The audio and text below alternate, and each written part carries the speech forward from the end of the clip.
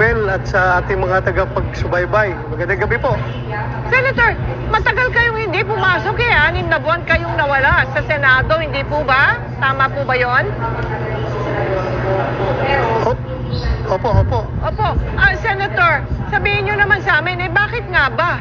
Bakit nga ba hindi kayo pumasok ng 6 na buwan? At bigla na lang kayong sumulpot kahapon dyan sa Senado? Sir. Well, unang-una, meron tayong natanggap na informasyon galing sa palasyo na andyan na daw yung warrant of arrest ko sa ICC, from ICC. Kaya, alam mo na, my liberty is under threat. So I have to do something with that situation. Oh, so bakit po naman kahapon bigla na lang kayong sumugod dyan sa Senado? What changed your mind, Senator? Marami kasing mangyayari na kailangan nandyan ako sa Senado, no? Lalong-lalo na sa araw na yon. Kasama na dyan, no? Maraming factors yan. Kasama na dyan. Unang-una, yung pag-change ng leadership ng Senado. Pangalawa, yung impending convening ng Senado as an impeachment court. Kung once the articles of impeachment are transmitted to the Senate. At pangatlo, hiyang-hiya na kumil dyan sa mga kababayan natin na kinikriticize ako na tumatanggap daw ng sweldo kahit na hindi nagtatrabaho, hindi nagpapakita. So sabi ko, magtatrabaho na ako ngayon dahil hindi man talaga ako walang hiya na tao na tatanggap lang ng pera na walang kaukulang effort, no? Hindi po yan ugali ko. Pero I was forced to the situation na ganoon talaga, under threat yung aking liberty. So, yun. Pero to tell you the truth, yung sweldo ko, tinatanggap ng kinukuha ng aking secretary, nilalagay sa aking opisina, nakasilyado pa yun, naka-envelope pa yun hanggang ngayon. Yung iba hindi pa na-open kasi hindi ba nakakarating sa akin dahil nagkatago man tayo.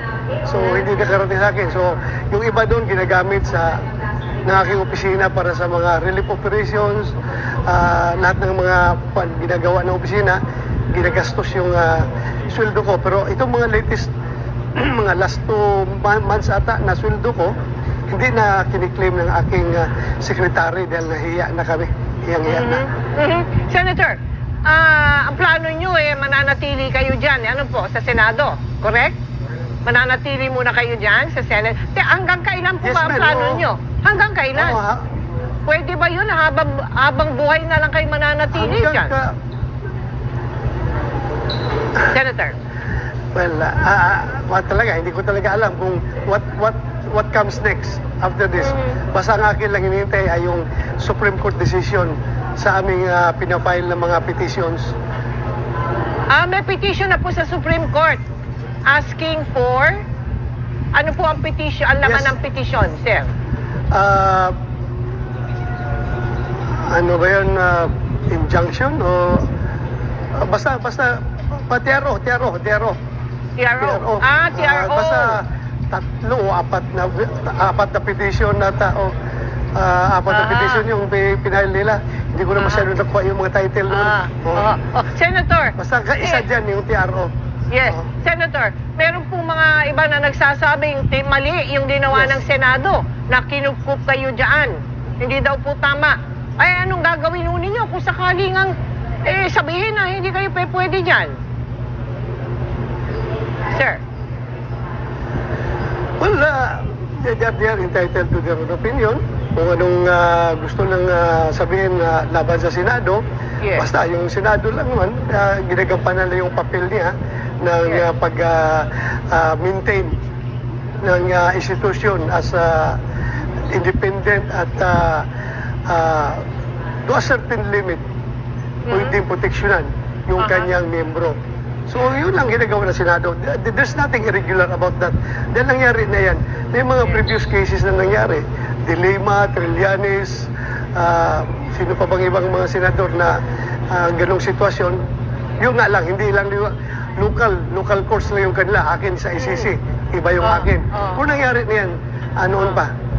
Nabanggit nga ninyo yung nasa korte lang sa Pilipinas kayo haharap. Eh paano kung sabihin ng korte sa Pilipinas na lehitimo ang arrest warrant ng ICC para sa inyo? Eh kayo ba magtatago rin? O magtatago pa? Or pwede bang mangyari na talagang pupunta na kayo, sasama na kayo? Paano? Parang napakagulo. Ano po? Ano bang pinag-iisip nyo? What goes inside your minds? Sige lang, You know, the options.